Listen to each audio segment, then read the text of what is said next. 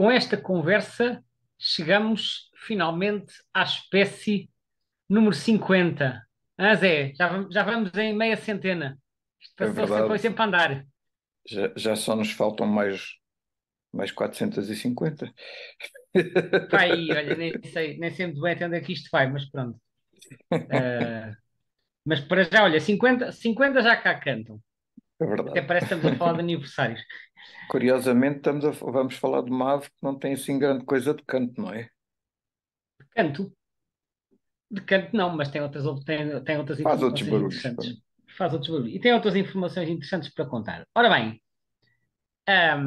eu estava em São Martinho do Porto, como já foi mencionado nas conversas anteriores, e eu fui de férias no início de agosto de 88 e entrei o mês logo a bombar espécies novas, né? Porquê? Porque eu comecei por revisitar os sítios que eu já conhecia com o meu tio desde ainda antes de fazer a minha lista. Portanto, fui duas vezes à Lagoa de Óbidos, fui ao Monte do Facho, para ver os Andorrinhões Reais, e depois descobri que o Chapim Carvoeiro ocorria em Pinhais e saquei o Chapim Carvoeiro. Pá, mas eu, pronto, isto era os sítios que eu conhecia. Eu agora já não sabia muito bem o que havia de fazer, porque o meu tio não estava lá, o meu tio às vezes também ia a São Martinho do Porto, mas nesta altura não estava por lá, e eu já tinha duas vezes à Lagoa, já tinha os Andorrinhões Reais, e agora o que é que eu faço? Bem, fui-me sentar na esplanada, lá na Rua dos Cafés, em São Martinho do Porto, que é uma rua que está fechada ao trânsito durante o verão, lá numa esplanada conhecida que era, toda a gente chamava do Manel Careca, porque o senhor, enfim, o dono era um bocadinho calvo, então toda a gente conhecia aquilo como o Manel Careca, e eu sento-me lá na esplanada, aquilo é lá no meio da vila, não muito longe da praia, peço qualquer coisa para beber e ponho-me ali a ler o livro. O livro é aquele que eu já referi várias vezes, que era o Roger Peterson, em francês, que era o Asa da Hop, e estou ali descontraídamente na esplanada a folhear o livro, a tentar perceber um bocado as espécies que havia, a estudar a lição, como eu já tinha referido a Poços de Chapim Carvoeiro. E então acontece uma coisa extraordinária. Há um indivíduo, mais velho que eu, não sei se ele teria 40 e muitos, 50 anos, que está numa mesa próxima de mim, viu-me a folhear o livro e começou a meter conversa. Começou a meter conversa comigo. Ah, e tal, você gosta das aves e tal. E eu comecei a falar com ele e rapidamente percebi que ele era um conhecedor das aves. E, e depois comecei-lhe a mostrar as espécies, ele até me começou a dizer que já tinha visto isto, que já tinha visto aquilo, que já tinha visto outra. Ele conhecia as aves todas. Todas não, mas conhecia muitas. Aliás, ele na altura até me deu, entre várias coisas de indicações que ele me deu, se à altura até me lembro que estávamos a falar da sonha preta e que ele disse que já tinha visto, eu perguntei-lhe onde, ele disse em Monfortinho. Depois, mais para a frente, daqui a umas dezenas de conversas, haveremos de chegar a Monfortinho e à Cegonha Preta. Voltarei a isto no futuro. Bem, entretanto, o que Devemos lá acontece? chegar. Palavra por. Hã? Devemos lá chegar. Havemos ainda é este ano de 88. Mas pronto. Entretanto, ele diz: Ah, e tal, eu conheço uns sítios aqui perto que têm muita bicharada e tal. E então ele convida-me para ir dar uma volta com ele no Jeep. E bem, e eu fiquei todo contente, eu queria conhecer sítios novos, já não sabia onde é que havia de ir. Fui com ele e ele levou-me lá para uns campos ali nos arredores de São Martinho do Porto, assim, mas uma zona mais rural, onde eu nunca tinha ido, e teve-me lá a mostrar aquilo. E eu, se a memória não me falha, até fui lá com ele duas vezes, que foi nesse dia e no dia seguinte. A verdade é que eu depois, nos dias que seguiram, fui lá várias vezes sozinho, pegava na bicicleta e ia até lá, porque foi um sítio completamente novo que eu descobri, que era assim nos terrenos abertos, ladeados por umas sebes, e depois aquilo até tinha assim uma espécie de um esgoto, que devia ser de uma silvicultura, qualquer coisa a céu aberto, que aquilo depois espalhava-se pelos campos, portanto também tinha alguma água. Mas basicamente era um terreno de herbáceas não cultivado, e aí dei umas voltas com ele, que ele levou-me até lá, e então vi uma série de espécies novas nesse dia, nos dias seguintes, e a primeira é que é o tema desta conversa, que foi o pombo de cás, que eu nunca tinha visto, mas que naquela zona eram razoavelmente comuns. Portanto, o pombo de cás é a primeira de uma série de espécies que eu observei num local ali perto de São Martinho do Porto, mas que me era completamente desconhecido e que eu conheci assim por casualidade, porque houve um indivíduo que meteu conversa comigo. Portanto, foi assim, acho que foi a primeira pessoa que eu conheci que, enfim, interessada neste assunto das aves, sem ser o meu tio, porque eu até aí não tinha conhecido mais ninguém. Também convenhamos que eu vi esse indivíduo nesse ano, depois nunca mais voltei a falar com ele, nunca mais tive notícias dele, foi só nesse ano. Mas realmente ele mostrou-me este sítio e acabou por ser engraçado porque eu voltei lá várias vezes nesse ano e no ano seguinte. Bom, isto era só a história da. Pode ser que eu ouça esta conversa e diga, olha, era eu. Pá, pois pode ser.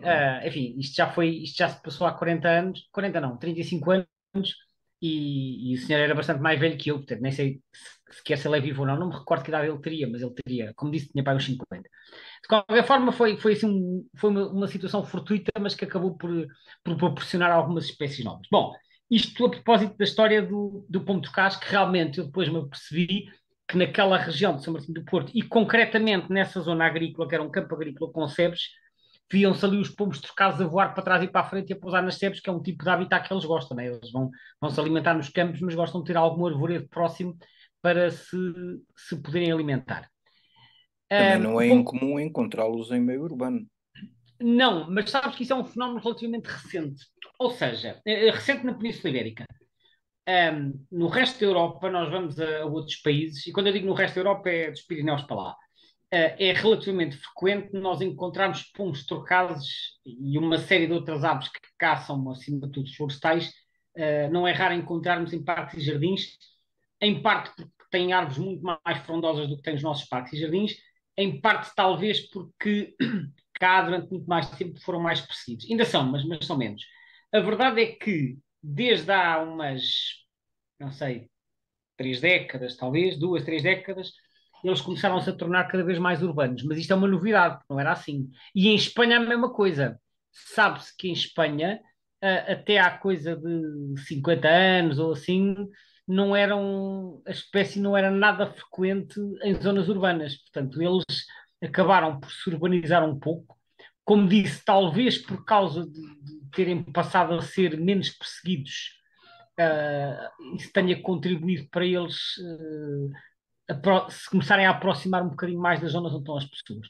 Pelo E se menos. calhar também a questão da alteração dos hábitos agrícolas, não é? Tenham afetado, não é? Porque é, Não necessariamente, porque o que acontece é que os dados sugerem em Espanha que houve um enorme aumento populacional ao longo do século XX, portanto, sobretudo na segunda metade, ou seja, no início do século, os dados que havia de observadores, que já faziam escritos nessa altura, a espécie era muito mais escassa, aparecia só em certas zonas, e até um bocadinho mais às vezes nas montanhas, mas não só, quer dizer, mas eram em zonas mais recuadas, tinha uma distribuição muitíssimo mais restrita e aparentemente eles espalharam-se muito. Portanto, pode ter a ver com alterações das práticas agrícolas, mas também pode ter a ver com uma certa saturação em certas áreas, e que os leva a procurar novos habitats e a colonizar as zonas urbanas. Portanto, pode haver um misto de fatores. Não estou a dizer que é só um ou outro. Agora, a verdade é que sabe-se que, além de terem aumentado, a população aumentou, a área de distribuição aumentou e as populações urbanas também aumentaram. Isso está bem documentado para a Espanha.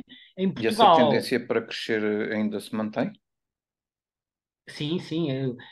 Ou seja, a nível europeu, eles mais do que duplicaram nas últimas décadas, de acordo com aqueles índices de abundância, e em Espanha é a mesma coisa. A população duplicou, de acordo com o programa de monitorização que eles têm, que é o SACR, que é o equivalente ao nosso CAC, duplicou, por exemplo, entre 1998 e 2012. Portanto, tem havido um aumento em toda a Europa, não é só aqui na Península Ibérica. E mesmo em Espanha, como te disse, a, a presença em parques urbanos, nomeadamente em Madrid, né, na capital, parece ser só de meados do século, por volta da década de 40. E mesmo até à década de 70 ainda havia pouquinhos em Espanha, em zonas urbanas, em Madrid concretamente. Portanto, eles tornaram-se mais urbanos, e isso é nítido também em Portugal, quer dizer, em Lisboa, onde se calhar há 25 anos ou 30 praticamente só havia em Monsanto, eles agora aparecem numa data de jardins. Portanto, claramente eles colonizaram as zonas urbanas. E isso acaba por tornar, entre outras coisas, a espécie mais fácil de ver. Se bem que, enfim, a população urbana é minoritária face à população nacional, como é óbvio, né? Mas de qualquer forma é interessante notar estas alterações de habitat, porque denota também a capacidade de adaptação desta espécie. esta espécie tem uma distribuição essencialmente europeia, não é? Essencialmente, sim. Isso faz dela uma espécie não migratória ou... A espécie é parcialmente migratória. Aliás, aproveito para lembrar que nós fizemos um webinário sobre o pombo trocaz em outubro de 2022 e a gravação está disponível no nosso canal YouTube e nessa gravação são apresentados alguns mapas que ajudam a perceber melhor a distribuição. Mas sim, essencialmente europeia, entra um bocadinho na Ásia, em certas zonas da Ásia, ali pelo Irão até ao Afeganistão, mas a maior parte da população está na Europa, e depois uma parte no Norte de África. Ora, o que é que acontece? Eles alimentam-se sobretudo de matéria vegetal, durante praticamente todo o ano. Acontece que eles têm uma distribuição vasta na Europa, que vai até ao norte da Noruega, acima do Círculo Polar, e vão para o leste também, Polónia, Rússia, etc. Essas zonas no inverno ficam completamente geladas. E, portanto, as populações do norte e do leste são essencialmente migradoras. Elas têm que sair dali porque o terreno fica completamente gelado, eles não conseguem chegar ao sol para procurar grãos e botas e outras coisas parecidas que eles usam, que eles procuram para se alimentar. Portanto, com o sol completamente coberto de neve, não há hipótese. E então, eu na altura até mostrei uns mapas de temperatura também, a explicar que a zona, o limite da área onde eles estão todo o ano coincide mais ou menos com a isotérmica dos 0 graus de janeiro. Ou seja, Exato. a isotérmica de 0 graus, grosso, que é a temperatura média, né, marca de certo modo o limite do ponto de congelamento. Se a temperatura média for acima de 0 graus, tu já não tens o território completamente ou permanentemente coberto de neve. E Se a estiver abaixo de 0 disponibilidade de graus, alimento será menor, não é? eles Obviamente. conseguem sobreviver, sim. Embora, obviamente, também sabe-se que há pombos franceses e alemães que estão para cá dessa linha e que vêm invernar, porque a linha também não é assim um limite rígido. Portanto, nessas zonas de transição haverá uns indivíduos residentes, outros indivíduos migradores. Mas vêm cá muitos vindos da República Checa, da Suíça, dos países nórdicos, portanto, é sobretudo das regiões mais a norte e a leste que eles vêm cá invernar. Agora, eles só migram quando têm que migrar. Nós já falámos disto noutras espécies. A migração é uma viagem que comporta imensos riscos. E, portanto, as aves só embarcam nessa viagem quando a probabilidade de sobreviverem é maior fazendo a migração, mesmo com os riscos inerentes, do que ficando num sítio que depois fica coberto de neve.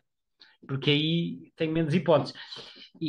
Portanto, é assim, são parcialmente migradores. No nosso caso, as nossas populações estão por cá todo o ano, mas recebemos um enorme contingente invernante, que são estes indivíduos vindos de outros países, e a Península Ibérica no inverno recebe 6 ou 7 milhões de pombos trocados. E por cá vê-se do norte a sul do país.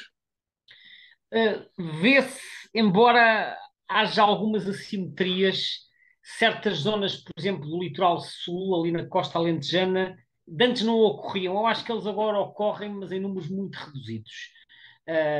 Há certas zonas em que eles são pouco abundantes. Agora, de uma forma geral, grosso modo, podemos dizer que ocorre de norte a sul do país, sem dúvida, e, portanto, estão bem distribuídos. São mais comuns a norte do que a sul.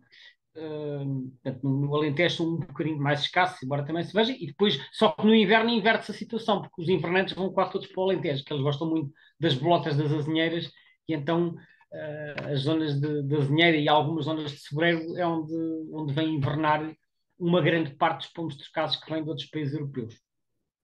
Também os temos nas ilhas.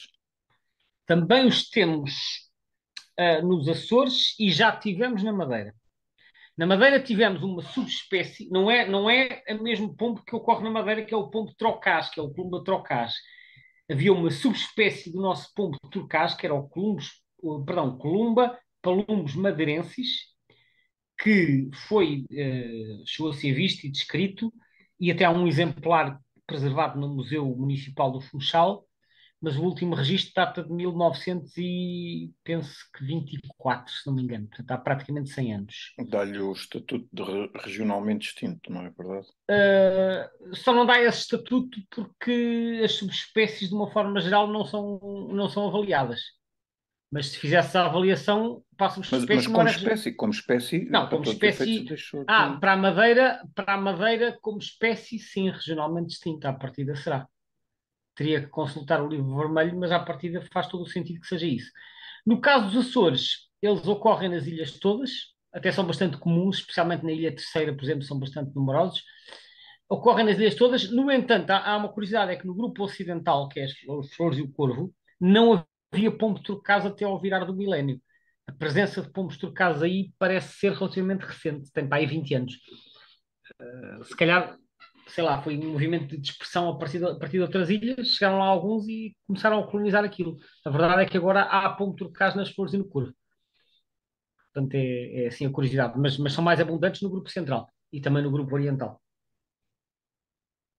É uma espécie cinegética Desculpa, esqueci-me de dizer, nos Açores também é uma subespécie diferente, que é o Columba palumbo azórica.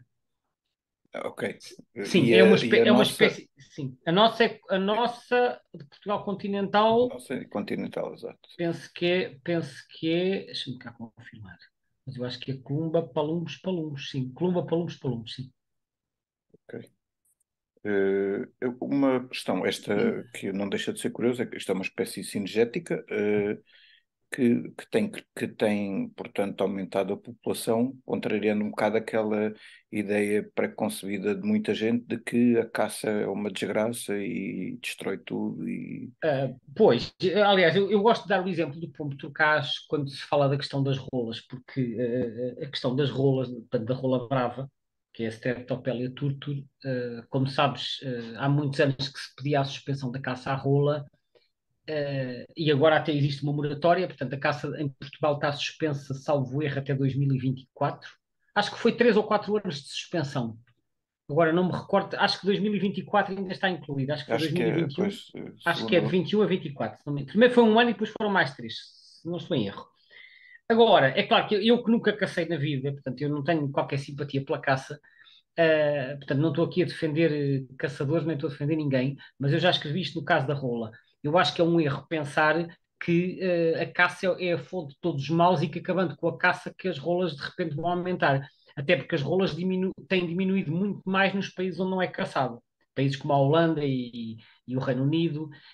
Porquê? Porque o problema não é a caça. A caça obviamente não ajuda, atenção, a caça agrava uma situação que já é complicada. Só que o grande problema é estrutural, que tem a ver com as alterações de habitat.